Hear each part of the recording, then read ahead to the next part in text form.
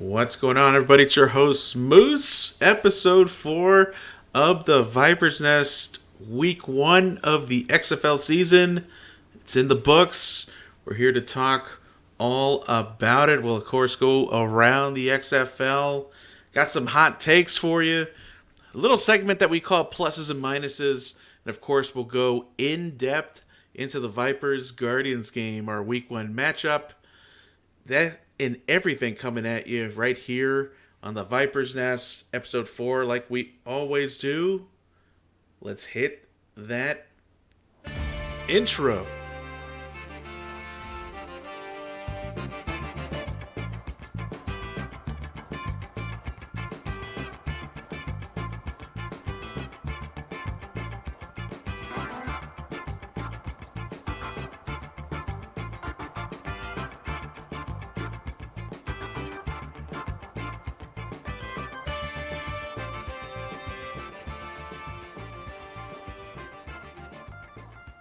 Happy Wednesday night to everybody out there. Hope you're having a great time tonight as we're getting to the back half of the week, almost getting close to week 2 of the XFL.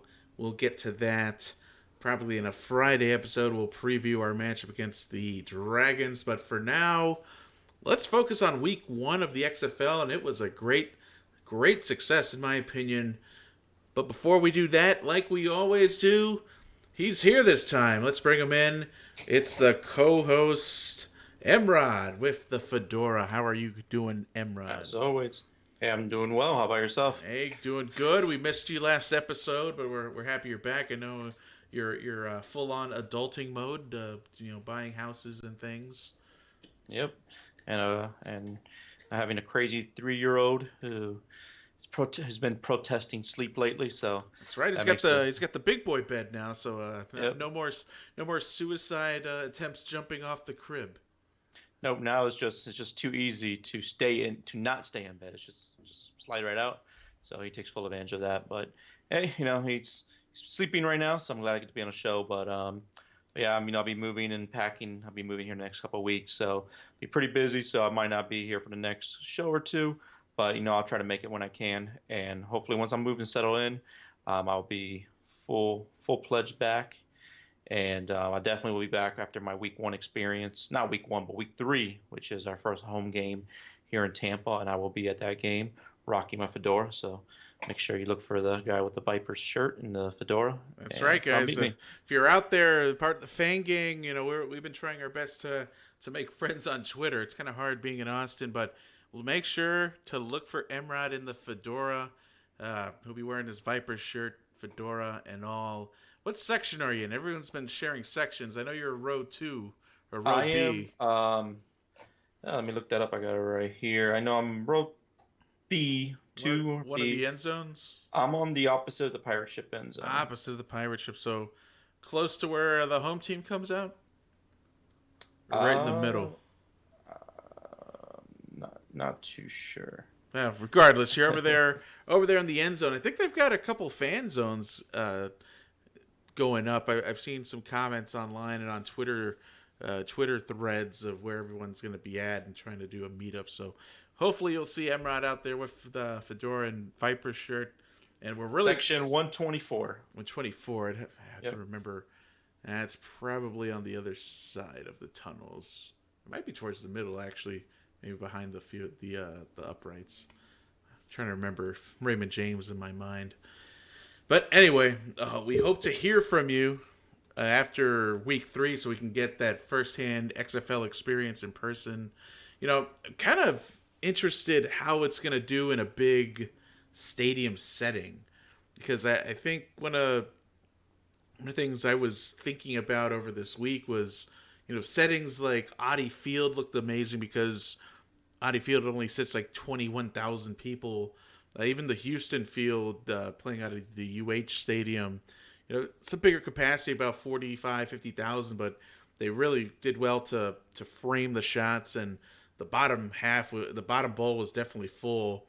Then when you look at a game like the Guardians and Vipers game, you have like a 90,000 seat stadium, and it just looked terrible. It just looked completely empty, and they tried their best to fill the bottom bowl, but there's still about 30,000 seats, if not more, in the bottom bowl of MetLife Stadium. So that looked kind of odd. Globe Life Park actually looked pretty cool. That retrofitting that for a football field now that the Rangers have moved into their new ballpark next door. So I'm curious to see how Raymond James looks like. Especially, it might look like Christmas, especially with all the green and red seats that probably may be empty at least up in the second and third levels. So I'm curious to hear what that looks like on your end. But Yeah, and not just that. I mean, I'm sure it probably looks similar to like a USF game because I think USF typically doesn't have the third level. Mainly, only the bottom level is there. So that's what I'm going to assume it's going to look like for the most part. that's right. Yeah, I always forget about USF. They're still playing in that stadium. So before we get going, of course, we always like to remind you, don't forget to check out our YouTube channel, kind of our blog series. You'll see our shows on video, mostly pre-recorded. We'll do a live show here and there. So make sure to look for the Sports Heap, which is our mother organization, if you will, of our podcast. Search the Sports Heap and you'll find our channel. And then, of course, you can listen to our podcast, basically the audio versions of our vlogs made into podcast format. You can find us on Apple Podcasts, iHeartRadio, Google Podcasts, and Spotify. Just search for the Viper's Nest and you will find us. Let's get right into the action here. Going around the XFL, and of course the first game in XFL history was the Seattle Dragons and the DC Defenders. This was everyone just was looking forward to this to see what would the XFL look like in real life. We talked about this kind of in episode 2 and episode 3 of how the preseason was kind of secretive and you could only see kind of Twitter leaks of the preseason going on, which was basically like a glorified dress rehearsal for the games. And I think the last game or two, they actually played in full gear and full normal uniforms with the Vipers and Guardians playing. And I think each team that played in week 1 played each other, kind of a dress rehearsal or walkthrough, a hard walkthrough, I guess, if you will. So Seattle visiting the DC Defenders. Seattle, by far, with the worst odds to win the championship. They were underdogs by about 9.5 in this game. Really nothing much expected from Seattle. And I think what was surprising to me was that they kept it close for so long. I know they scored a touchdown. Yeah, they scored. I think Austin Prohl had 2 touchdowns, son of the Bucks killer Ricky Prohl, back in the 1999, I think, season, right? Or 2099 season, breaking Tampa's collective hearts with the amazing throw and catch Kurt Warner to Ricky Prohl. But 11-6 final score. That's an amazing 11-6 game.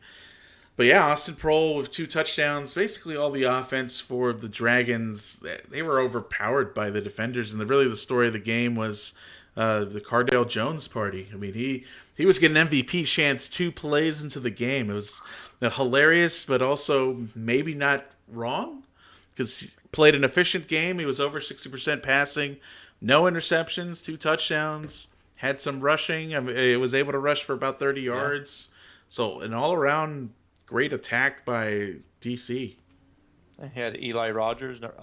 Through 6 targets, he caught all 6 of his targets. Eli Rogers is actually a Pittsburgh Steelers receiver a couple of years ago. So he had a good, talented receiver there who had some NFL experience. Cardale Jones, he never really got a legit shot in the NFL, but he looked really good here. As we know him, he filled in for Ohio State when Braxton Miller got injured, right? Yeah, or something like that. He filled in and led Ohio State all the way through the playoffs and won a national championship game with them. So whenever he's been on the field, he's actually looked pretty good and usually exceeded expectations. So as of right now, Cardale Jones is this league's arguably best quarterback. I know PJ Walker had a very good outing too, but I think Cardale Jones is more sustainable than what PJ Walker is. A lot of, maybe not so much criticism, but concern maybe is the best word to use for the Seattle Dragons quarterback situation. I think when your two quarterbacks are, I think Brandon Silvers and B.J. Daniels, you might have a bad time. Silvers was doing okay for a little bit. Ended up 21 out of 40, so a lot of those incompletions coming at the end, trying to get back to the game. Threw But three touchdowns. yeah, I mean, he looked okay for a while. I think they went toe to toe probably through halftime, and really, as soon as that second half uh, came, DC really put the pedal to the metal and pulled away. So I think DC jumped up in the standings, or not standings, the the odds to win the championship. I don't know if they went. They might have gotten to first. I'd have to relook at those. But DC looking really strong in the first game in XFL history. Absolutely. And Brandon Silvers, he was a Troy University quarterback. Right. Just to give you a little tidbit there. Little fun fact. We appreciate the fun facts. Let's see if there's anything interesting in terms of defense. Really, again, 2 picks by the DC defense. They were in double digits for pass defense, which is always a great indicator of how well your secondary's doing when you're looking at on the Seattle end. Only 1 pass deflected or pass defended. Really no pressure on the quarterback. They had 5 QB hurries. They were able to muster together a sack. There wasn't really much pressure on both quarterbacks. 4 hurries, I think, for the DC defense. So again, Silver's just really having a little bit of time to throw and not making those throws at the end of the game to make it happen. It's just kind of deteriorating as the game went on. Let's move on to second game of kickoff day. The LA Wildcats at the Houston Roughnecks. This was a raucous game watching it. I think this one was on Fox with Kurt Menefee taking the lead on commentary. That crowd looked like they were having a lot of fun in Houston, playing at the University of Houston Stadium, and the Roughnecks definitely didn't disappoint. Big dominating fashion, 37-17 over the Wildcats. Again, they were playing their backup quarterback, Josh Johnson, hurt. He's expected back for this week. But their backup quarterback, Kanoff, held his own again, kind of similarly to the first game. Things were close until halftime, and then really Houston broke it open. LA didn't even score in the second half of the game. No, looking on here, I think Wildcats are. I know the Seattle Dragons had the worst odds, but I think after reading some reports, I think Wildcats are kind of like ranked as the worst team right now in the XFL. Oh, they're so bad that apparently they fired their defensive coordinator one game into the season. Defensive coordinator, you're done. That's it. Yeah, I think it was a little bit more to that. I'm sure there's more to that in the back end that we don't know about for his reason for being fired. But I'm looking at this team here. Looking at really their running backs and receiving. Nothing really stands out to me unless there's a player you recognize. Josh Johnson. Elijah Hood had a strong opening, I'd say, in the first half of the game. He had the first confirmed hurdle of the XFL history, at least, jumping over a defender, LeGarrette Blount style, making a nice gain off of that. Their rushing game looked okay. It really kept them in it and kept some balance to the game. But once they started getting behind, they had that you can't really run anymore, just like in the NFL. So they were really forced to rely on their quarterback, who, similar to Silver's, 21 of 40, almost the same numbers for 200 yards. That's just really not going to get the job done. But the guy that my favorite player on the LA Wildcats is Sean Oakman, and he had a sack. He had the only sack for the team there. 2 QB hits, a tackle for a loss. So he definitely played pretty well. I know I talked about him a couple shows ago, his background.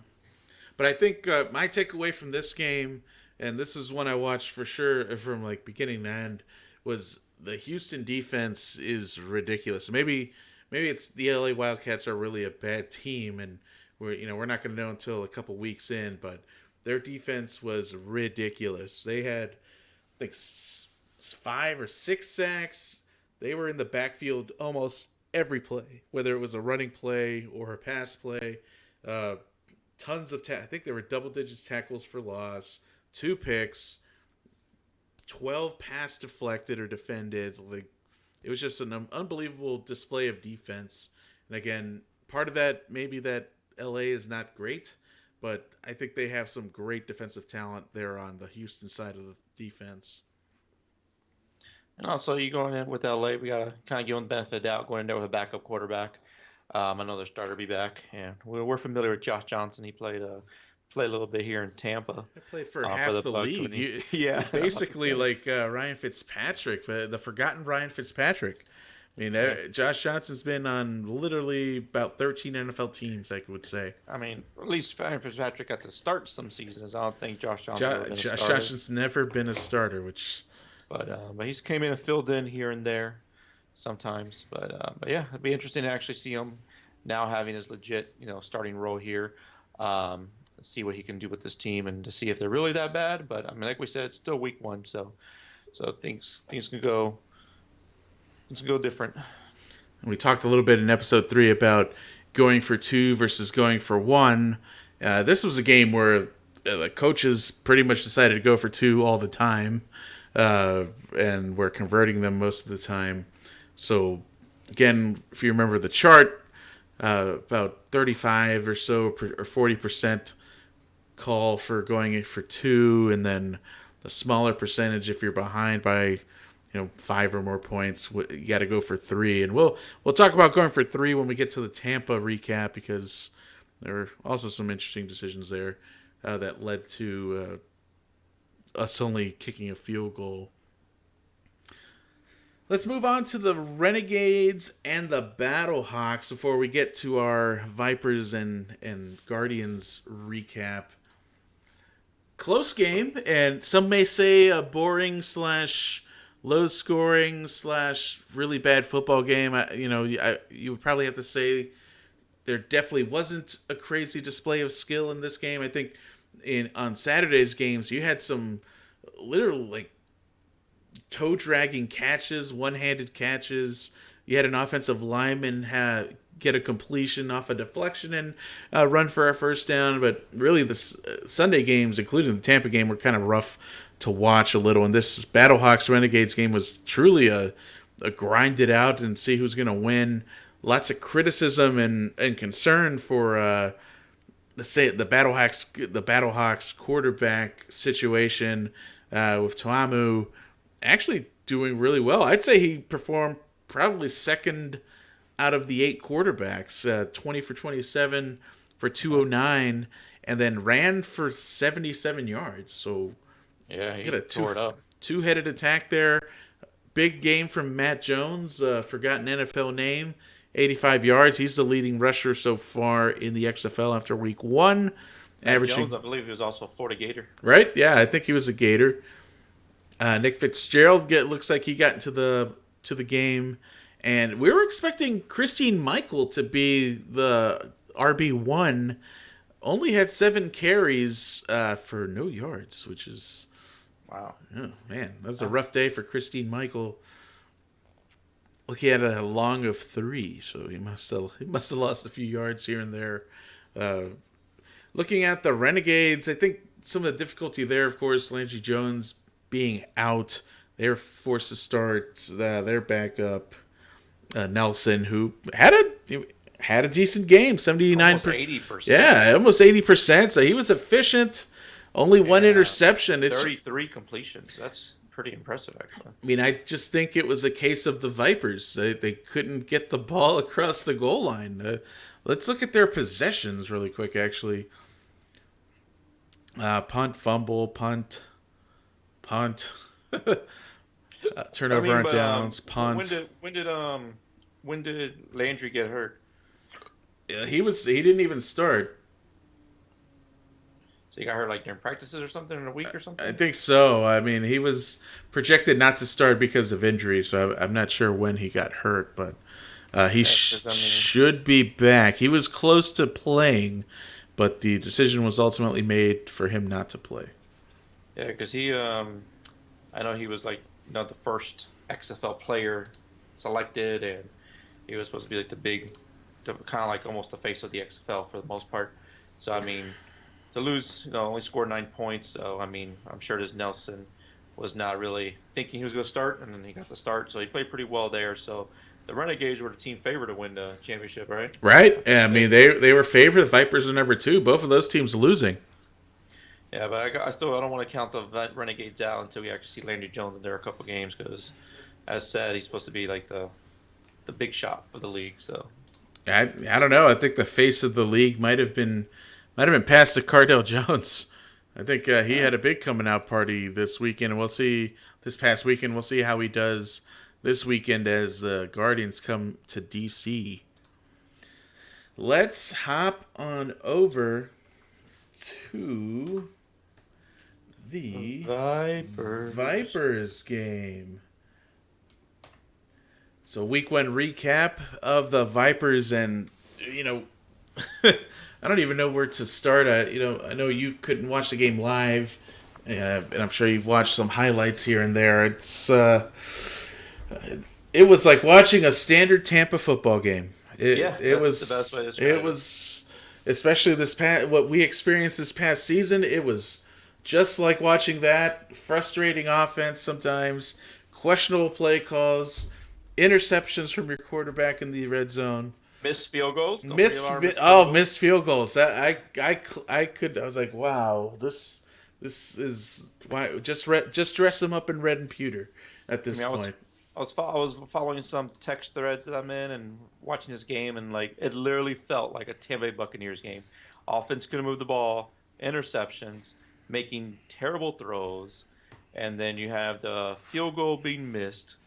It was literally, I felt like I was like, sure this is not the Buccaneers game or something like that, because they played classic like Tampa, and to even make it even more classic like Tampa, we had to immediately create an Aaron Murray board, as you can see there behind. There it is, Aaron Murray board. I warned you, Ron. You cannot mess up, or you're gonna end up on the board. There you are. We're up to 2. He's on pace to break Jameis's 16-game record of 30. He's on pace for 32 right now. So what does he need? If he gets 20 interceptions, then he breaks the record? I think so, right? Per ratio? 20, yeah, per the ratio. If he maybe 19 might do it. 19. So we're at 2 so far. So we'll see. Maybe he wants to go 19 for 19. Rumor on the street, and we'll of course talk about it in episode 5 for the week 2 outlook episode. But Aaron Murray probably not starting due to injury. So right now the question is out if Cornelius is going to start or if Quentin Flowers is going to start. So more to come on that in episode 5. So make sure you're looking for episode 5 coming in the next day or two. But back to the recap. Vipers falling, of course, 23-3 to the New York Guardians. And the Guardians looked okay. Their defense looked good. But I think we have to kind of retrospectively ask, is our offensive line not great? Or is Aaron Murray really that bad? Matt McGloin didn't look too bad. No, he was efficient. That's all you got to be. 15 out of 29. Right, a hair over 52%, but they didn't even have to. I think they ran 45 plays. If you look at total plays on offense, it was 44. Where are the number of plays? It was 44 or 45 plays, and the Vipers ran. 45 plays, and the Vipers ran 71. That's how many plays the Vipers had. I mean, again, part of that is garbage time. We're coming back, and we're going to, they're pinning us deep, so we have to drive 80 yards to even get anywhere near the end zone. But still, the Guardians didn't have to do anything. This game was gift-wrapped and given to them. Yeah, absolutely. And, I mean, I know we got to the red zone a couple times there, and we were 0 for 4 in the red zone. So, could not get it done in the red zone at all. 2 sacks in a row, and then we had the egregious call to pull out Quentin Flowers, after we had momentum driving down the field, we get inside the 10, and then all of a sudden it's like, oh, it's like Joe Madden. Nope, we got it. We're doing too good. Got to bring in the reliever, Aaron Murray. You're back in, and of course gets sacked. Go for it on fourth down. We don't make it. No points for us there. So, kind of wanted to go possession by possession here. And go ahead, Mike, before we move on. No, I was saying that my boy looked good, Nick Truesdale. So I was pretty happy about that. Yeah, he also had a lost fumble. And should have lost 2 fumbles, arguably. They really gave him the benefit of the doubt on one of the reviews, which we could talk about that in pluses and minuses, how much I love the review process for the XFL. But he did look good. I think 6 targets, maybe? Don't quote me on that. I've been trying to memorize our stats. Yeah, 6 targets, 3 receptions. He had one drop, mostly forced by the defense because he just got absolutely clobbered, but did make an amazing up-the-seam catch while getting hit and kept the ball. So kind of like we talked about, we expected him to be a factor. I think he'll be more of a factor as we move on to the season. Really, the big surprise was Daniel Williams, 123 yards, the leading receiver for the XFL right now. And Reese Horn had a kind of a quiet game, but he was good early on, and we had to move away from him with a lot of the action going again to Daniel Williams for 123 yards. Had a long of 42, it looks like. And we can't forget about Devion Smith, him running the ball. Yes, Devion Smith, almost 80 yards, 16 for 79. Quentin Flowers was up there, too, with about 34, 35 yards. 150 yards total rushing for the Vipers. I think that's number 1 in the league as well. So number 1 rushing attack and number 1, I think, total yards for the league. And I want to say they were number 1 in total yards given up, but then we only scored 3 points, and therefore, I guess we're bad. I think it was just a bet. We came out flat and never recovered. I fully expect us to take care of business in Seattle, but again, we'll talk about that in episode 5. So, all in all, a good performance. Numbers-wise, it just didn't translate to points. Yeah, for sure. And another guy I was a little bit disappointed in, really not there. I know beginning of the season there was a lot of hype between him and Aaron Murray playing together in Atlanta Legends, and him being a very targeted receiver in the AAF was Shantavius Jones. Very quiet. I don't even recall seeing him. I don't think he hit the stat sheet. Yeah, I don't think he was targeted. So kind of curious what happened there as well. But I mean, Dane was a good Truesdale. I liked Devion Smith looked good. Just like Tampa Bay, good, decent receivers. Running back kind of does okay, but the quarterback's always our biggest issue. So hopefully we can figure that out soon. I think maybe we need to start asking if Aaron Murray needs LASIK surgery. I don't know. We're not quite there yet. We're not there yet. Too soon for that. Let's talk about the Guardians a little bit. Again, very mundane game from them. However, as we were talking about this in episode 3, we expected McKay to have to be their top receiver. We talked about their tight end Powell as well, and they both were highly targeted and made some great catches. McKay had an amazing, huge 45-yard catch, and Joe Horn. I know you were pumped for Joe Horn Jr. He had a great sideline out that he just made a toe drag catch right to get him into the red zone. And I think he had a touchdown that was either overturned or he didn't make it into the end zone. I don't remember off the top of my head. He was the most targeted guy as well. He had 8 targets, only 2 receptions. On the initial depth charts, he was as low as 5th, and I think he's really proving his worth and really getting into the action there. Their running game didn't do as well with Victor and Cook splitting some time there.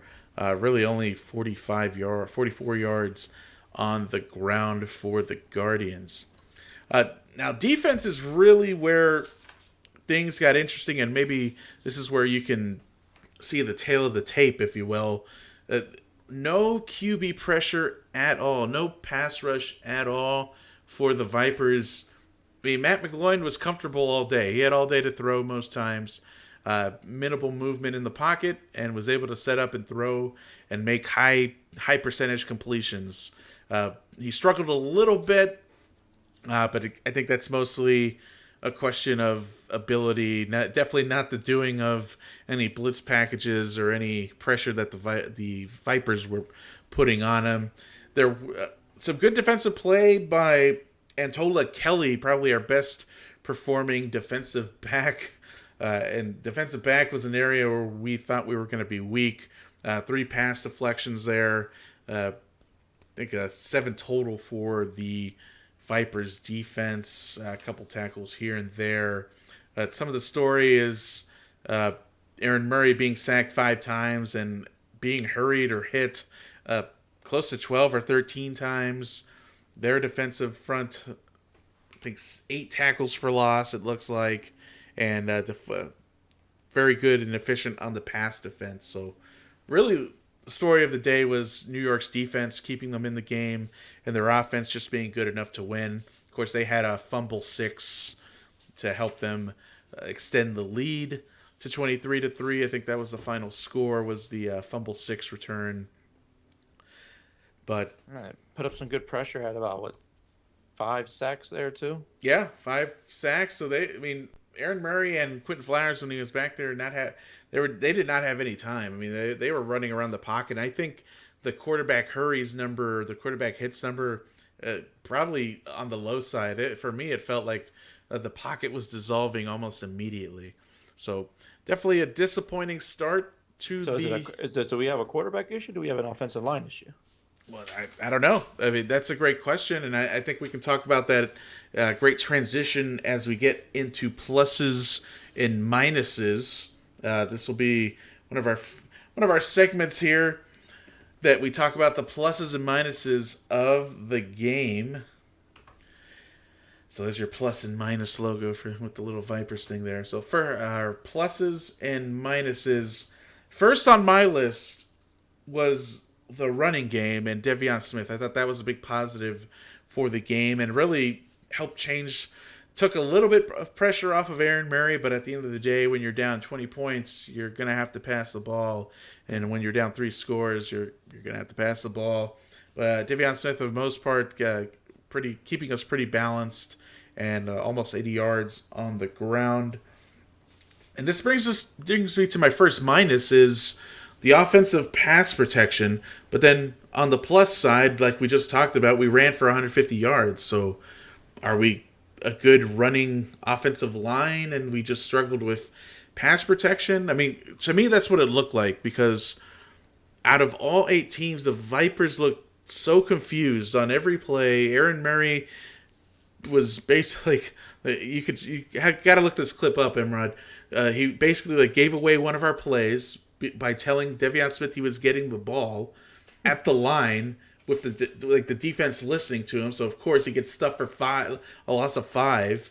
So nice. I mean, from the first offensive series, we had a rough go at it. We looked confused and we just didn't look prepared, which isn't new for a Tampa football team, of course.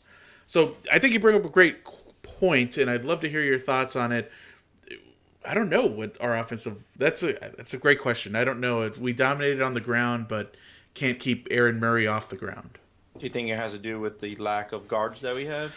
The lack of depth, I think, for sure. We talked about that a few episodes ago, of very curious decision to have the minimum offensive lineman on the team, and we lost. It's not even that. It's guards. They only have 1 guard, 1 left guard, 1 right guard, but they got 2 right tackles and 2 left tackles.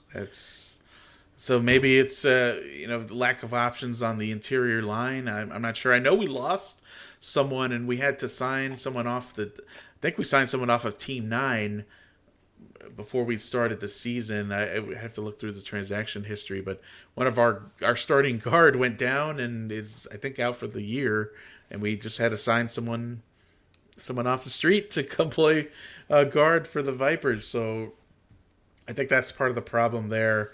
The pass protection was a big minus. I think going back on the plus side of things, I think the receiving core looked really, really good, including Nick Truesdale. think we have some potential there as long as we can get someone there to be able to throw them the ball. That's going to be the most important part of that, right? Is you can have all the best receivers in the world, but if your quarterback's completing 48 of his percent of his passes, it doesn't matter who you have out there at wide receiver.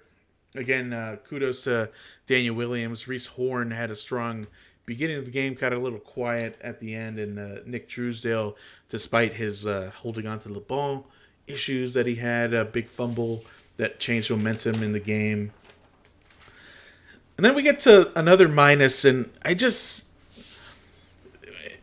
was talking to this with one of our other buddies that follow the Vipers, and really the coaching decisions and some of this conservative play that we'll kind of talk about in hot takes a little bit.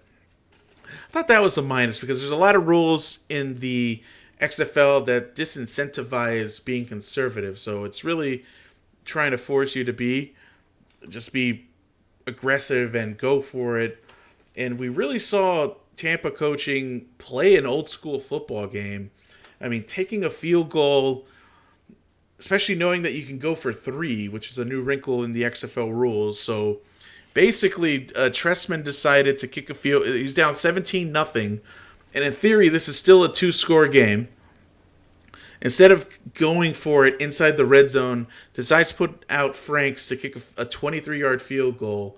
So now the score is 17-3, and it's still a 2-score game. So I just didn't really understand his logic there. You got nothing to lose in the third quarter. Why aren't you going for it on 4th and 5 inside your 20? I think you got to go for it, especially if you're down 17-0. I feel like it was box score coaching is what I call it. Is if we don't have the shutout, it doesn't look as bad. Yeah, no, completely agree. Not understand the conservatives there. Probably should have gone for it a little bit more, especially on 4th down, playing from behind. Mark Trestman, old school NFL coach, and then he went to the XFL. Well, he was in the CFL, and he. That's what I meant, CFL. The CFL, and then he basically got chased out of there, and here he is now. He's a big name, and still coaching the same way. Which, we'll talk about this when we get to hot takes as we close the show. I just don't know how effective it's going to be. And then, of course, our missed field goal. Gosh, you got to make your field goals, man. Come on. It's a Tampa thing. And then I think the last big plus for me is I'm pretty impressed with the Vipers community out there. How many podcasts are going on, how many Twitter handles are going on, Facebook groups, also their Reddit's pretty amazing. So big thumbs up to Vipers, to the Vipers community, the Fang Gang. Really excited to be part of that, and really thankful for the support. Made some good contacts on Twitter, so hopefully you guys have made it this far listening and are listening to you. The gratitude towards you all. And kind of closing out, of course, the big obvious minus is Aaron Murray's play, under 50% completion, 2 interceptions, one of which was a floater into the end zone that just really killed a drive, killed a good-looking drive, and caused us to turn it over in the red zone. So that's the minus for that. So we did pluses and minuses, MRod. Let's get over to hot takes as we close it out.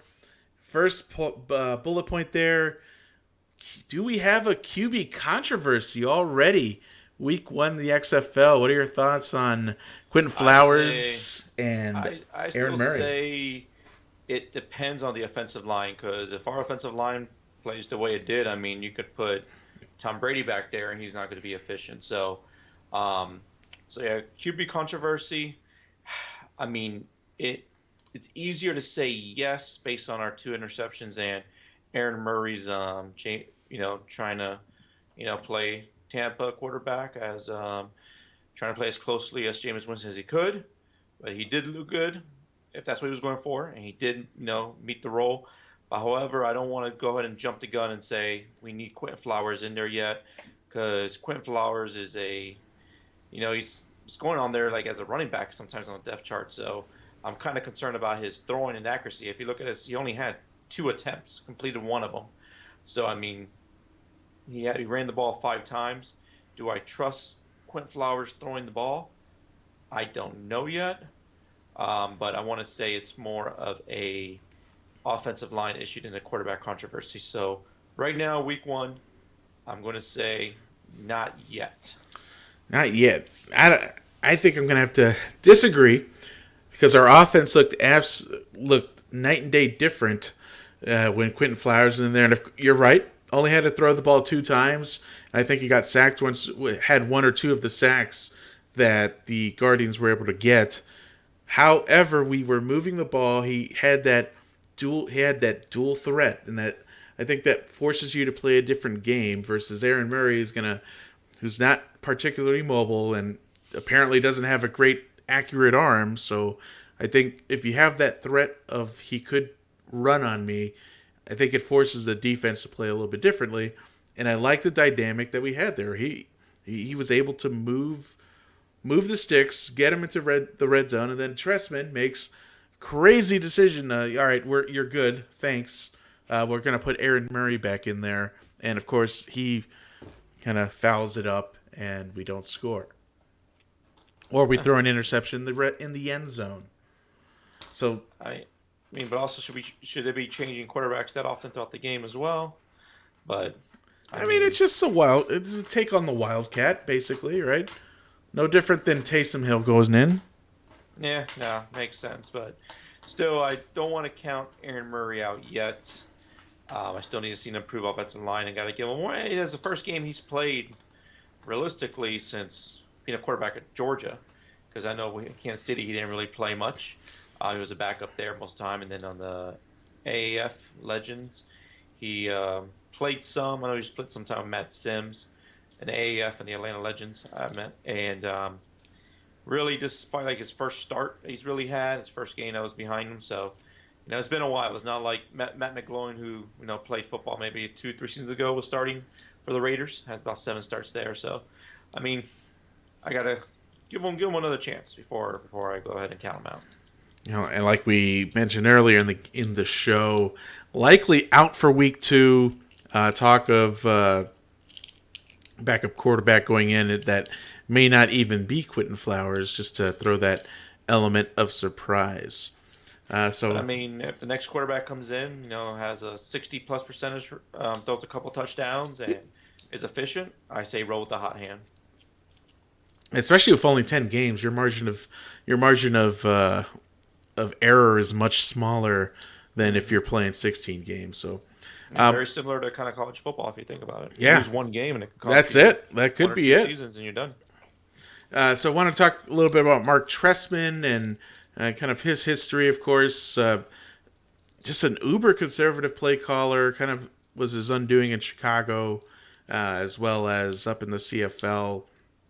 I'm kind of curious how well his culture is gonna and his tendencies is gonna mesh with the high octane, at least that's what they're advertising, high octane football, brand of football that the XFL wants to achieve. If we're really good, deciding not to go for it on 4th and 1 and 4th and 2, from the 50, because we're playing the usual football rules, kind of concerns me. And I don't think it's unique to Mark Tressman. I think it was really interesting that the XFL was so excited to get all these old coaches involved or like truly football names, but these are like old school football guys who are going to play old school football and conservative, which I don't think gels with the idea that of the high octane offensive league that the XFL wants to achieve.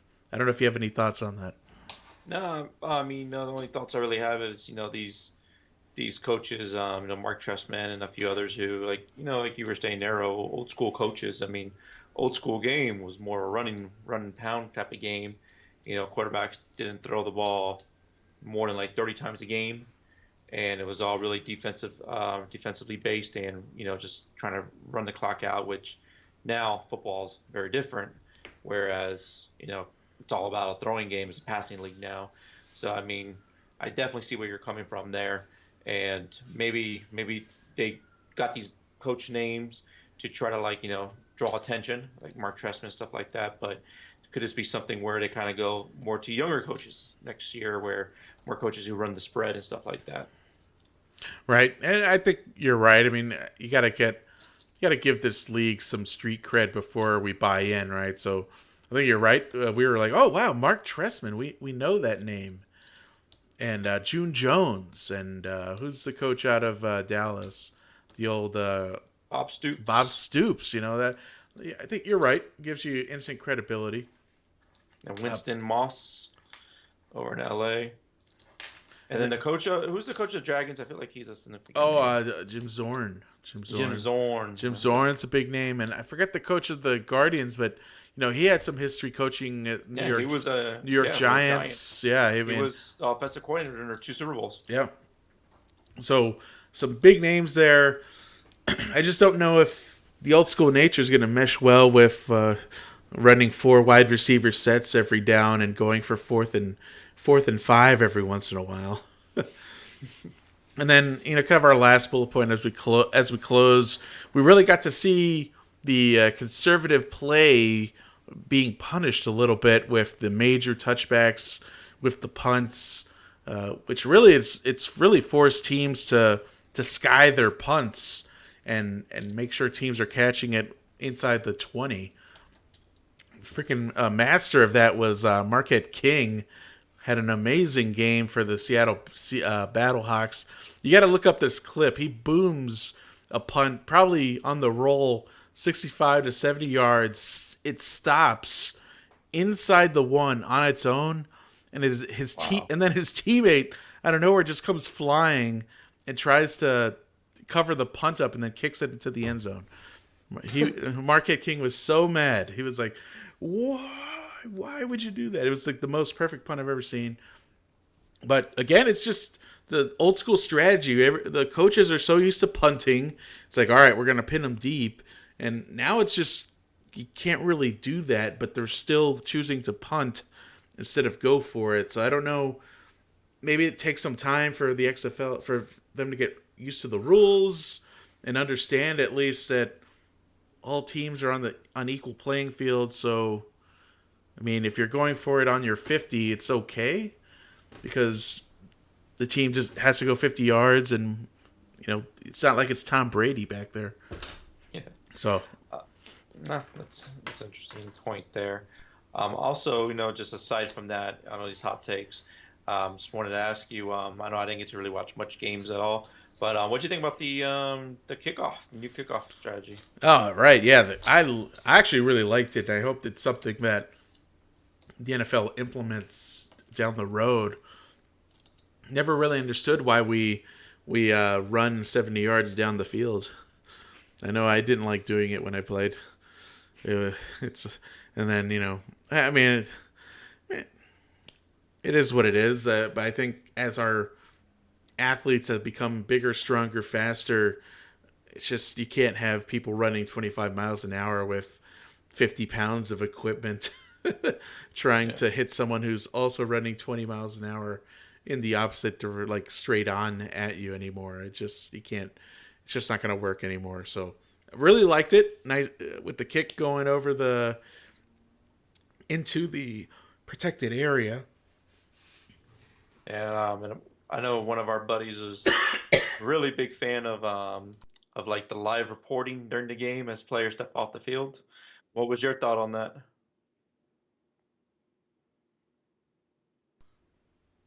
Yeah, for real. I'm losing my voice, so we'll have to cut it off for now. Mike, why don't you sign us out?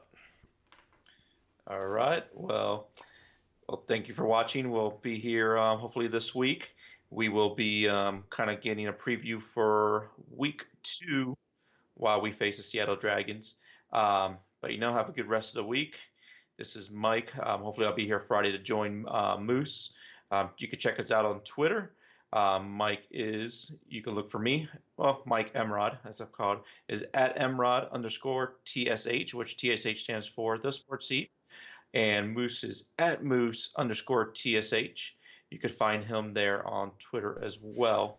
Back. Moose is a little bit more active than I am, but Fang Gang, we definitely do look forward to chatting with you.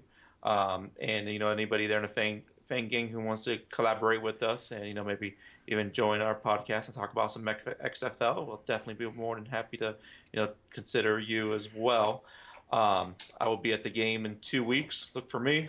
I will be having this shirt on right here, my Viper shirt, and the fedora, which is the staple of my outfit for the show. So definitely look for us as well.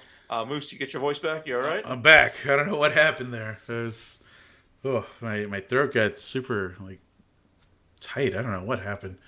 Got my coughs out. So thank you, everyone. Episode 4 in the books. Like MRod said, make sure you're following us on Twitter at Moose_TSH for the Sports Heap. You can find us on YouTube at the Sports Heap channel. And of course, make sure to follow MRod at MRod_TSH